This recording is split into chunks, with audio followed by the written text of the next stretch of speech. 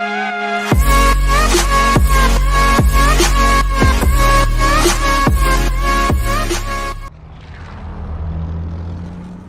everyone, how's it going? It's Ecxelsior and welcome back to my channel. Today we're bringing another storytime video for you guys. This is going to be all about the gas chamber. It's been very hotly requested and it's something that I think a lot of people have been looking forward to when I pulled it. The gameplay that you're going to see in the background, as true for tradition, is a quads game. Didn't win, really great gameplay, enjoy it. I promise I do win games, but it's just not in these. So this is really going to just be from a basic perspective. Luckily, I haven't had to go through it outside of basic. A lot of MOSs like military police and infantry and a couple of other ones have to do it on a yearly basis. So I've only had to go through it the one time, but I've heard, horror stories repeatedly from everyone else. So I guess let's just kick it right off. Going back to basic, this happens in, I believe it's in red phase, right towards the beginning in the first couple of weeks. And how it kind of works out is, going up to the training, you actually start getting familiarization with the gas masks, how to put it in the pouch, how to pull it out and don it within, I think it's like 8 seconds is what they say that you need to be able to put it on in case of like a chemical attack. So you have it in your pouch, you pull it out, put it on your head, tighten it down, and then you do a seal check on it to make sure that, there's no leaks in there and that whatever chemicals aren't going to be able to get into the mask. So leading up to the gas chamber, you spend a lot of time kind of going through that and working with that, doing a couple of drills on how you aim down sights on your weapon while wearing the gas mask and doing all that kind of fun stuff. So from there, you basically board into a bus and then you go over to a range. It's considered a range even though it's just kind of a building that they obviously throw gas into. They also might not actually have to throw gas in. They can actually use CS tablets as well, where they just basically burn it on a hot plate and that'll produce a gas. But in the end of the day, it's all the same effect. It's just basically tear gas. But you board the bus and then you go out to the range, and when you get out there, it's called CS gas, and it's not lethal. A lot of people think that it might be, and I suppose if you're just huffing it straight up, maybe at a certain point you could do some pretty bad damage.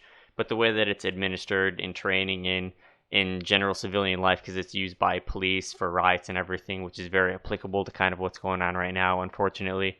But CS gas is kind of used as that deterrent.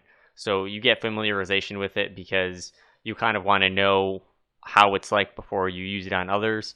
And also so that you actually build kind of a sense of familiarity and just trust in the equipment that you're actually working with in the event that you actually do need to use it, and that you can trust that it'll actually save your life. But basically you go out to this range and you line up in this line. Everyone has their gas masks on whatever side of their leg it is. It's strapped down around your waist, around the leg. So it's not really going anywhere. And they kind of give you the full rundown on what's going on. They tell you, this is what to expect. You're going to go in, you're going to get gassed, you're going to do these 3 steps, and then you're going to come out of it, and everything's going to be peach keen. Well, I mean, everyone kind of knows that that's not how it's actually going to go down. But you line up anyway because, well, you're in basic, and that's what you do. You just listen. So you line up, and they send people in groups of maybe about 10 people into this building. And how it works is you go in and they actually pop 2 or 3 canisters of the CS gas and they throw it in the room.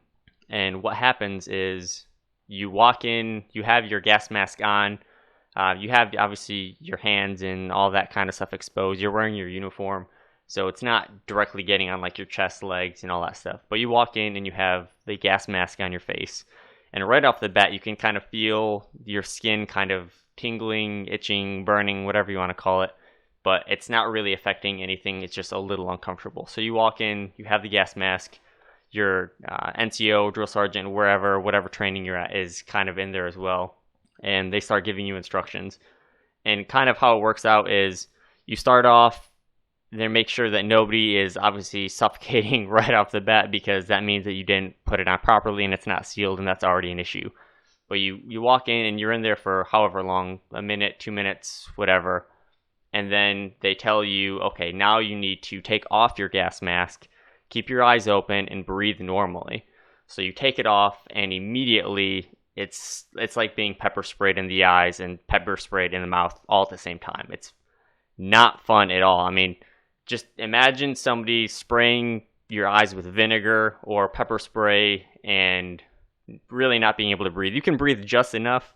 to, get a little bit of oxygen, but you want to gag the entire time. And when I say people immediately started gagging and throwing up, that's not an exaggeration. But you take it off, and they tell you that you have to keep it off for long enough that you can't just hold your breath, because that's obviously everyone's first thought is, oh, I'm going to take it off, gonna just hold my breath, and you're done. Well, not the case. So you take it off for however long it is, you put it back on, and they have you basically clear your mask. So you plug one of the holes, breathe out really hard, and it basically pushes out all the toxins from the mask itself so you can start breathing again. And initially, you're still choking a little bit because you have it in your throat and in your nose and in your eyes, so it's still uncomfortable, but at least you can kind of start breathing again. So once you've established that you can actually breathe and you're not dying, and you start to get comfortable again, they had us take it right back off and start reciting the Soldier's Creed. And if you aren't familiar with what the Soldier's Creed is, it's a pretty long, what I'll say, is stanza of what a United States Army soldier is meant to uphold. And they have everyone start reciting it, and this is still early enough in basic that most people don't even know how to do it in the first place. So all told, if you kind of ramble it out pretty quickly, it's maybe a 30-second thing. But when you're gagging and choking and you can't say 3 words without wanting to vomit, nobody got it right. And obviously, this is where they're just really laying it on you, saying that you're never going to leave this place until you do it. Well, at a certain point, they kind of threw in the towel and said, okay, put your gas masks back on. And by this point, I kind of painted the scene earlier of, just people getting sick and vomiting and throwing up everywhere. Well, you can only imagine what this room is like with 12 people in there who've never been gassed before in their life. It's less than pleasant. So just have an idea of kind of how miserable that really was. But to top it off is I was at the very front of the line, and it's me at the front of the line, and then one of our drill sergeants right at the door, basically keeping everyone inside. And when you got 12 people that can't breathe, all they want to do is go for the nearest exit. And that exit happened to be right behind the drill sergeant, so they're pushing on me, and I can't hold back 12 people. I'm not the largest guy in the world. If you know me, then you know that's a fact. But then he starts pushing back on me, and it just spiraled. But after they kind of gave us the green light and everyone put their gas masks back on, they tell you to walk out the front door. And you walk out, and I swear it looks like you're walking into heaven. Like you've never been so happy to see fresh air and just birds and wildlife in your life. So you walk out, and they tell you to flap your arms like a bird, basically. And the idea is that you're going to flap your arms and get all the, loose toxins and gas and everything off. And it's going to off gas, and you're going to be A-okay. So you walk out the door, you start flapping, and you just walk in a big, wagon wheel in a big circle. They have you take off your gas mask because at that point you don't want to keep it trapped on your face.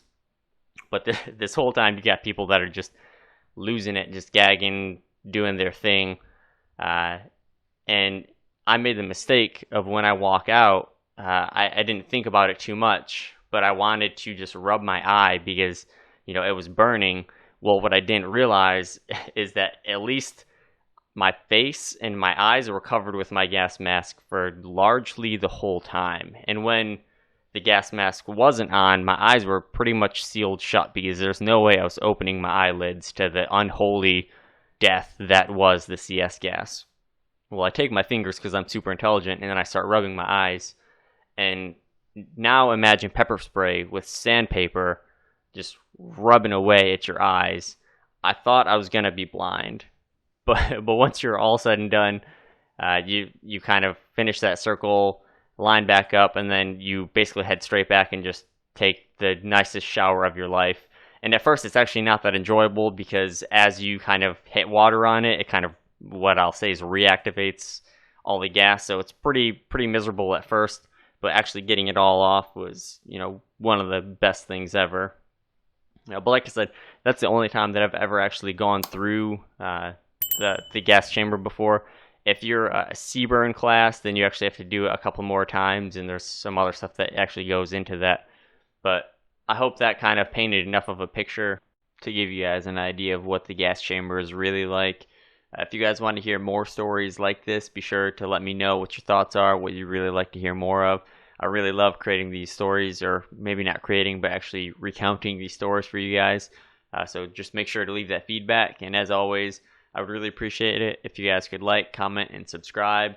It really helps out the channel. And I hope to see you guys in the next videos.